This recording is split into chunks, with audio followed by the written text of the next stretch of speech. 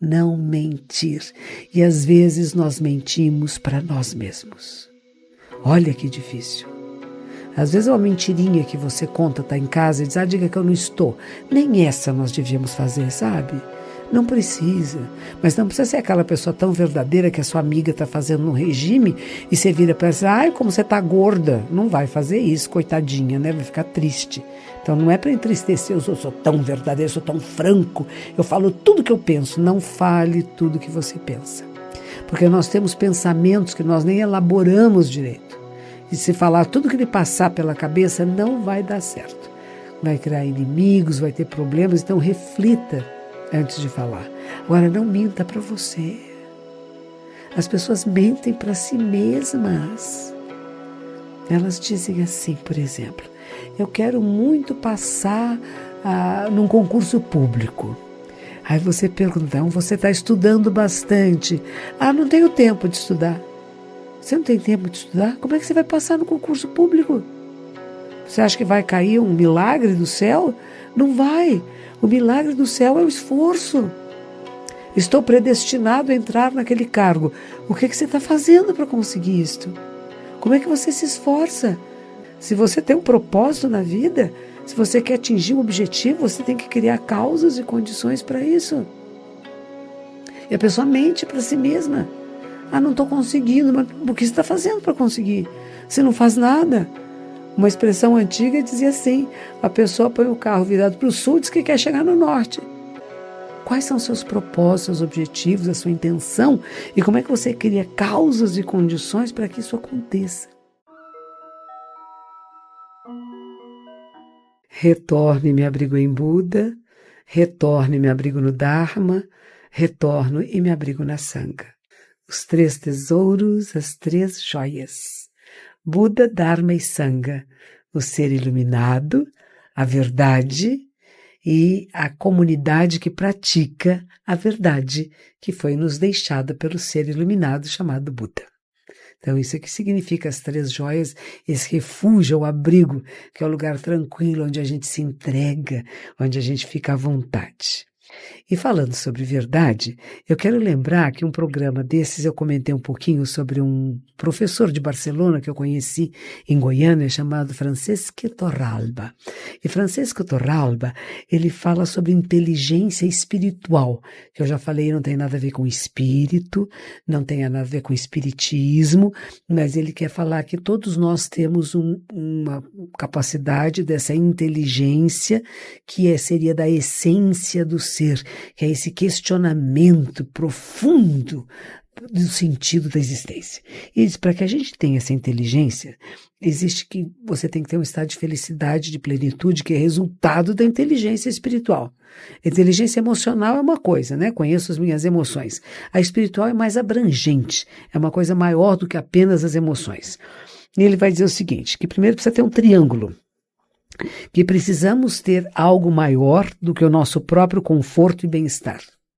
A nossa vida não pode só pensar no meu autoconforto e no meu bem-estar. Eu estou cuidando de alguém, fazendo alguma coisa para outros seres, estou conectada com a vida que é maior do que eu mesma, então isso é importante. O segundo é autoconhecimento, conhecer a si mesmo e aceitar-se, porque tem pessoas que se conhecem e não gostam de si mesmo, né?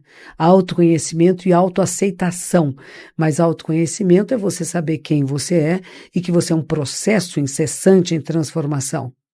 E que você pode mudar, que você pode ser diferente. No Zen Budismo a gente até fala que a pessoa deve passar pela grande morte. Não é suicídio, não é matar ninguém. A grande morte significa que você abandona as ideias que você tem sobre você para entrar em contato com o seu eu verdadeiro. O eu verdadeiro seu é o eu verdadeiro de um ser humano, mais do que a sua história pessoal, antes da sua história pessoal. Autoconhecimento, que é o Zen, é uma coisa profunda, sabe? É conhecer em profundidade, você faz mudanças e dá sentido à sua vida. E ele vai dizer o que dá sentido à nossa vida É a beleza, o bem, fazer o bem aos outros, ser voluntário, cuidar das pessoas à sua volta, cuidar da plantinha, do bichinho, não querer o mal de ninguém, não querer torturar ninguém, não querer extinguir ninguém, não achar que tem alguma forma de vida que precisa ser morta, né? Ninguém precisa ser morto. E nós podemos modificarmos-nos, educarmos-nos, nos transformar. Então, primeiro, o bem. Segunda, beleza. Isso é a capacidade de perceber beleza em coisas simples. A beleza nas coisas mais inusitadas. Às vezes um raio de luz, às vezes um bichinho pequenininho, às vezes um elefante, a gente não tem elefante no Brasil, né? Quando a gente vê elefante na televisão em outros países, tigres, não são bonitos? E ao mesmo tempo o nascer do sol, o pôr do sol. Eu adoro o som das águas do mar. Às vezes só ficar sentada à beira da praia, vendo aquelas ondas que vêm e vão. Tanta coisa bonita que existe na vida, na natureza, na sua casa. Um pedacinho de madeira, você vê toda uma floresta, sabe? Uma capacidade de observação profunda, de apreciar a beleza. O segundo é você se perceber nessa unidade, é reconciliar-se com você, com o uno, o indivisível. Pessoas falam muito de corpo-mente como se fossem coisas separadas. No Zen budismo nós falamos corpo-mente como uma unidade. Você reconciliar-se com essa unidade, perceber-se interconectado a tudo. E a procura da verdade. Você procura a verdade? É alguma coisa que você procura? Você se questiona sobre o que é verdade nessa vida? O que é verdadeiro? Há tantas histórias, hoje fala assim fake news, não é isto? Fake news são o quê? Histórias que não são verdadeiras, falsas. Fake quer dizer de mentirinha. News, notícia. Notícia de mentirinha. Então tem tanta notícia de mentirinha. Você aceita isso? Eu já tive coisas que me mandaram no meu Facebook. Eu falei, que bonito isso, vou mandar para as outras pessoas. Mandei e disseram, não, monge, isso é fake news, não é verdade, é de mentira. Isso não é verdadeiro. Então a gente é enganado. A gente pode ser enganado. Mas não é interessante que a gente procure a verdade?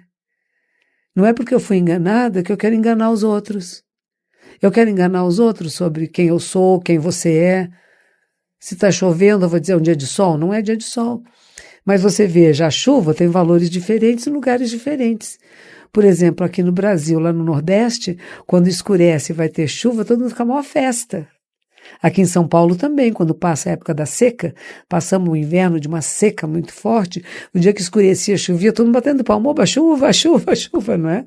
Agora, se chove muito, também não queremos a chuva o tempo todo, então nós vamos apreciar o sol.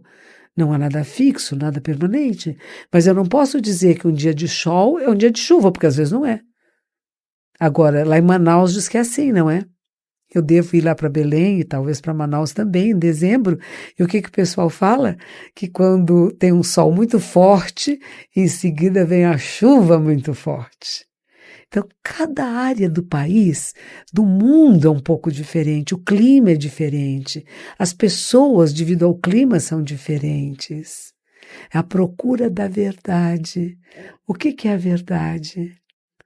O que é mentira e o que é verdade? Será que nós podemos acessar? Segundo esse professor, o Francisco Torralba, o que dá sentido à nossa existência é procurar a verdade. Você procura? O que é?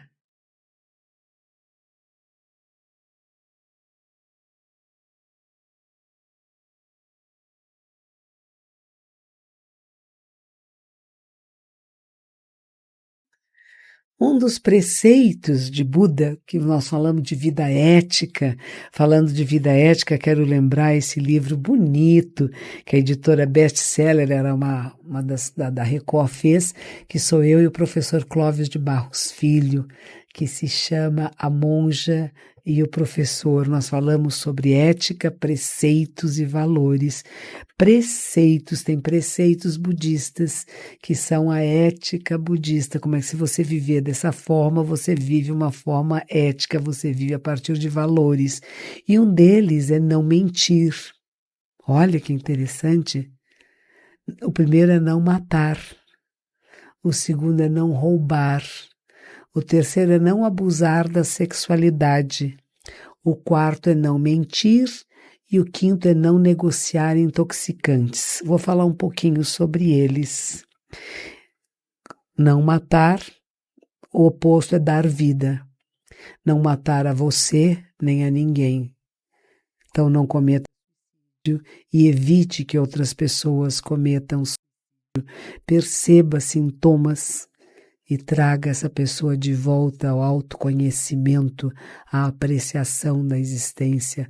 Tem que, às vezes, procurar especialistas, tem que procurar, às vezes, precisa tomar remedinho, mas a gente não pode deixar que as pessoas se matem e nem podemos matar ninguém.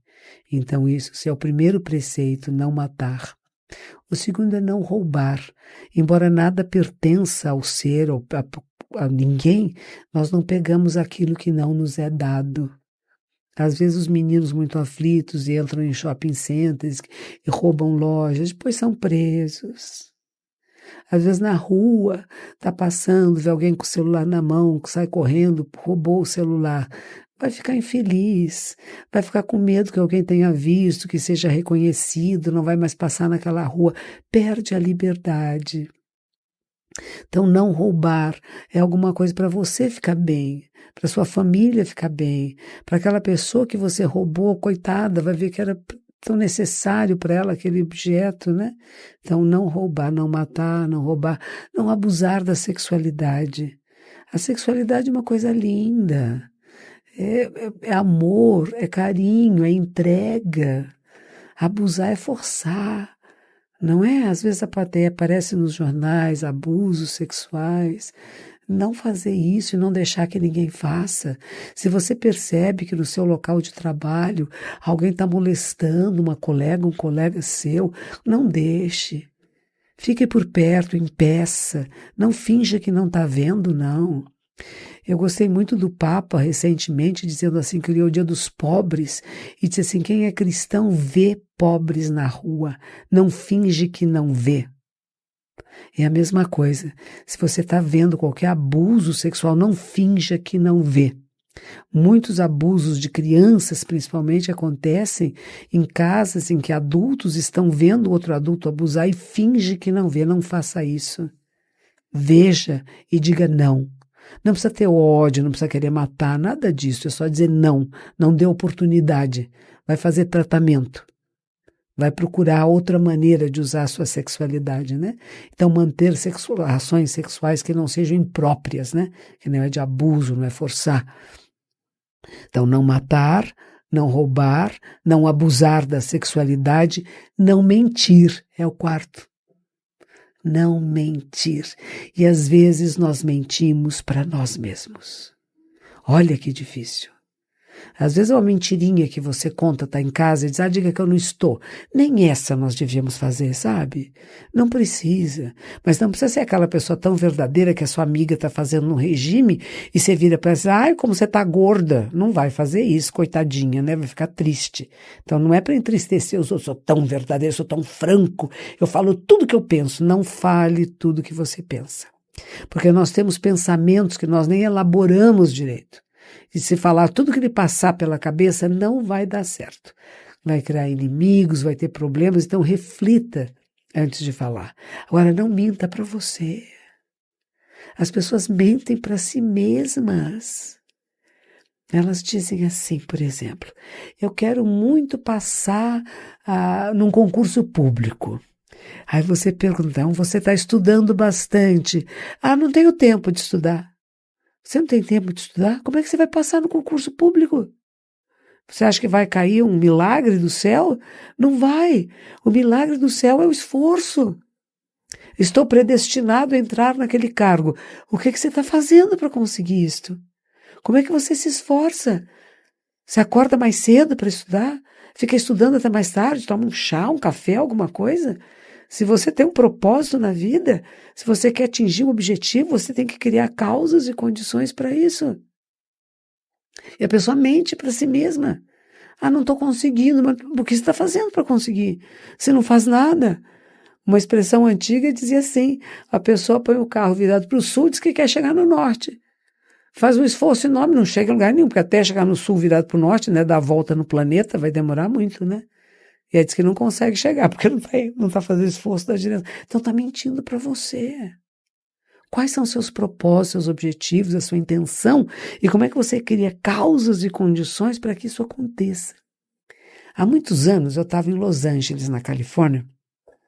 Eu morava lá. E eu estava praticando, eu morava no Zen Center de Los Angeles, que é o Centro Zen de Los Angeles. Los Angeles é uma cidade que fica na costa oeste dos Estados Unidos. A costa oeste, onde tudo acontece mais devagar. A costa leste, onde tem Nova York, tem Washington, onde a coisa é quente, né? Tá tudo acontecendo lá, bombando. Pá, pá, pá, pá, pá. Até chegar na costa leste, são 4 horas de distância. Então, todo mundo é mais devagar. Então, diz que o pessoal da costa leste é lento, o pessoal tem praia, vai surfar, não tem pressa. E é verdade, o trânsito em Los Angeles era uma maravilha, todo mundo dava licença para todo mundo passar. Eu tive um tempo muito agradável. Eu fiquei morando lá no Zen Center de Los Angeles, e onde eu aprendi o Zen Budismo, eu comecei as minhas práticas Zen budistas em LA. E foi muito interessante esse autoconhecimento, esse perceber quem eu sou. Eu sentava em zazen, que é sentar em zen, muitas vezes. E eu queria entender isto. Eu fui largando todas as outras atividades que eu tinha, porque ali tinha alguma coisa que me interessava muito. Eu não digo que você tenha que fazer isso. Isso foi a minha caminhada. Cada um de nós tem o seu caminho. E você tem que entender qual é o seu. Se você tem um filho, uma filha que você quer educar, que você criar, você tem que ser o modelo. Você é o exemplo. Não é só o que você fala, é como você faz. Né? Estimular a pessoa ao crescimento, ao desenvolvimento, à pesquisa, à dúvida. É importante ter uma dúvida. Nós falamos no Zen que é importante ter uma dúvida que nem te houvesse uma bola de fogo em brasa que você engoliu, que ficou presa na garganta, que você não consegue nem engolir nem cuspir. Esse é o nível de dúvida que nós devemos ter sobre a própria vida, sobre a própria existência. Não é vivendo como, sei como é amanhã eu faço. Não tem amanhã. Pode não ter amanhã. É hoje. É hoje que a sua vida está pulsando no seu corpinho. Cuide bem. Questione-se. Desenvolva a sua capacidade de questionamento, que esse professor vai chamar de inteligência espiritual. Para que serve? Para que serve isto? E a última desses 5 preceitos, que são a maneira ética de ver, que é comum a todos os budistas, leigos, monges, o último é não negociar intoxicantes. Agora nós vamos falar o que é intoxicantes. Aquilo que intoxica o seu corpo e a sua mente. Aquilo que faz com que você não raciocine de maneira correta. Que o seu pensamento deixe de ser o pensamento correto, que a sua fala deixe de ser a fala correta, que talvez o seu meio de vida deixe de ser o meio de vida correto, que talvez o seu esforço deixe de ser correto, que talvez você não consiga meditar, refletir em profundidade, e que talvez por causa das drogas você não acesse a sabedoria perfeita. Mas quando nós falamos de drogas, de não se intoxicar, não negociar, não é que você seja um vendedor, um traficante de drogas, né? Aliás, há muitas pessoas que traficam outros tipos de drogas, né? Drogas que são aquelas que manipulam a mente humana. Talvez essas as mais terríveis, porque vêm tão disfarçadas.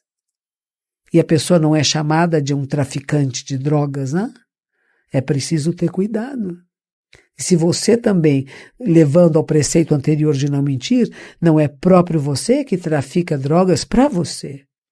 Iludir-se, não estar de acordo com o caminho e com a verdade, o que é isto? Então, não negociar intoxicantes é não pegar, não passar adiante, não estimular os outros a que usem aquilo que perturba a clareza mental. O nosso cérebro é maravilhoso. É uma máquina de última geração. Estão todos falando muito da desenvolvimento da tecnologia. A tecnologia é uma cópia rudimentar da mente humana. E nós mal conhecemos a nossa mente. Então, quando falamos de não negociar intoxicantes, nada daquilo de amortecer a mente. Às vezes, temos perdas, né? Perdas no sentido que eu não chamo de perda, mas alguém que nós gostamos muito morre, ou temos uma grande decepção, então vamos tomar calmantes. Eu tenho que anestesiar a minha dor?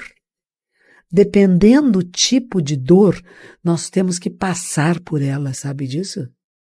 É mais importante atravessar do que anestesiar apenas, porque você apenas vai deixar para mais tarde sentir aquela dor. Se você quiser encobrir o sofrimento, você encobre isso por quanto tempo? Há um momento que esse véu se desfaz e você tem que encarar a dificuldade, a dor, a perda, a tristeza. Faz parte da nossa vida.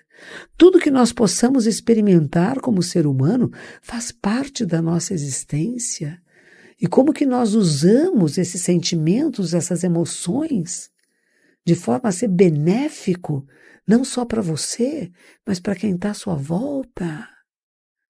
É tão importante conhecer a si mesmo e fazer votos. A nossa vida fica tão plena de alegria quando podemos fazer votos. Voto de despertar. Voto de sair de um lugar onde eu não vejo direito as coisas e não sei direito como são, para um voto de procura da verdade, da clareza, de interpretar de forma correta o que está acontecendo. Quem são as pessoas que trabalham comigo? Algumas alegres, outras tristes. Às vezes homens trabalham juntos e quando pensam de forma diferente, um insulta o outro, não é? Para quê?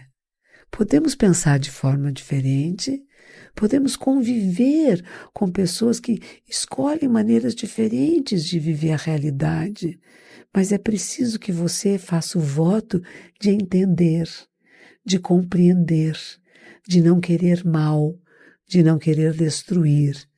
O crime é errado, o ato é errado, a pessoa é vítima também de uma sociedade, de uma cultura de violência. Como é que você transforma uma cultura de violência em uma cultura de não violência? Vai depender de você. Seria tão bom se dependesse do outro. Seria tão bom se dependesse apenas de um milagre, mas o milagre acontece quando você provoca o milagre, quando você se torna um ser capaz de perceber o milagre da vida e desenvolver apreciação pela existência, por cada breve instante da nossa existência humana. Eu vou ler um trecho desse livro. Esse é um livro que foi feito aqui na Rádio Mundial, de programas na Rádio Mundial, de pessoas perguntando, fazendo questões. Ele foi transcrito e o Nilo André Cruz, que é o produtor desse programa, escreveu o livro, pesquisou muitas coisas sobre budismo. Hoje ele é um entendido no budismo, de tantas pesquisas, de tanto me ouvir também falar. E eu vou ler um pequeno trecho aqui. Há uma ideia no budismo de que há 3 períodos para o Dharma, para os ensinamentos, né? Um período que é chamado Dharma correto, onde existe Buda e os ensinamentos. Existe prática e realização. Então é chamado o Dharma correto.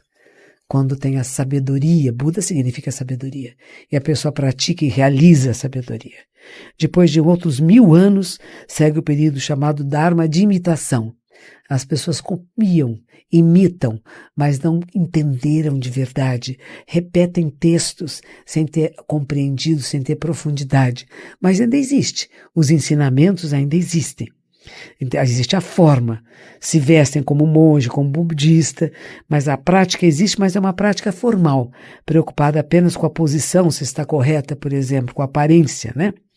E, finalmente, depois de outros muitos milhares de anos, cerca de 10.000 anos depois de Buda, chegaria a época do chamado Dharma degenerado, época da degeneração da vida, quando nada mais de correto e bom existe. E nós rezamos todas as manhãs para que o Dharma degenerado volte a ser o Dharma correto.